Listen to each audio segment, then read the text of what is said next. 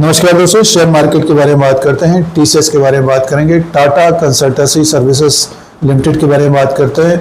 IT sector की giant company है, बड़ी कंपनी है। स्टॉक प्राइस भी बड़ा है, 2400 के आसपास है। स्टॉक अपने लो के आसपास कारोबार कर रहा है।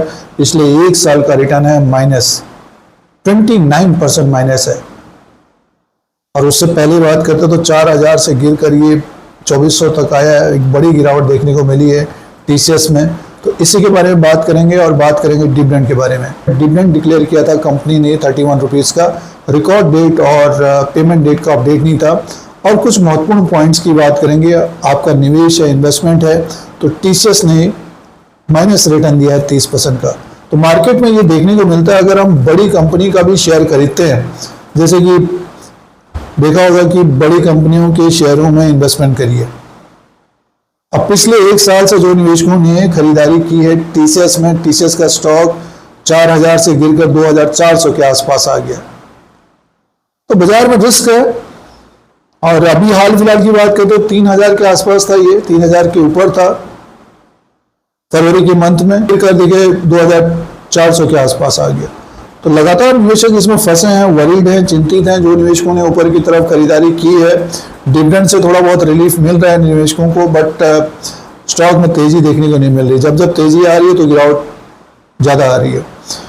कंपनी के नतीजे आपने देखे होंगे, उसमें रेवेन्यू में ग्रोथ थी 9 से 10% की, और प्रॉफिट भी देखिए 1-2% प्रॉफिट बढ़ा था। तो जो निवेशक ऊपर की तरफ फंसे हैं, तो डिविडेंड के बारे में बात कर लेते हैं। चौथी तिमाही में आपने देखा होगा 31 रुपए का डिविडेंड का अनाउंसमेंट किया था कंपनी ने। रिकॉर्ड डेट और पेमेंट डेट का अपडेट नहीं था। अब रिकॉर्ड डेट का अपडेट आ गया है मंडे 25 मई 2026 रिकॉर्ड डेट रहेगी। जो निवेशक इसमें निवेशित है तो ये रिकॉर्ड डेट है, इसी के अनुसार एलिजिबल होते हैं हम। और डिविडेंड का जो पेमेंट होगा 12 जून 2026 तक आसपास डिविडेंड का पेमेंट होगा। एक बात और ध्यान रखें कि अकाउंट भी क्लियर होना चाहिए, टैप नहीं होना चाहिए अकाउंट में, ट्रेडिंग अकाउंट में या डिमेट अकाउंट में, तभी डिविडेंड बैंक अकाउंट में आता है।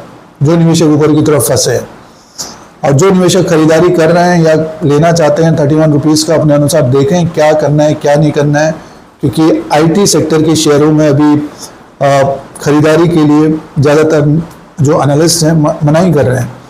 अपने लो के आसपास है और काफ़ी गिरावट आ चुकी है।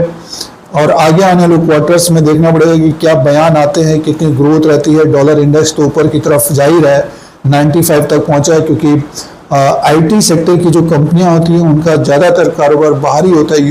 तो आगे आने वाले दिनों में एआई का जो बबल है वो भी फूटेगा, और कंपनियां अगर उसको अडॉप्ट करती हैं तो एआई का रेवेन्यू बढ़ेगा, तो इनमें तेजी देखने को मिलेगी। बट ये है कि समय लगेगा दोस्तों। फैसला करें टीसीएस में क्या करना है, और किसी भी कंपनी में निवेश करने से पहले उस कंपनी के बारे में जानकारी जरूर रखें। इस तरह के अपडेट के लिए धीरज सिंह स्टॉक मार्केट को सब्सक्राइब करें, लाइक करें, शेयर करें, कमेंट करें। धन्यवाद।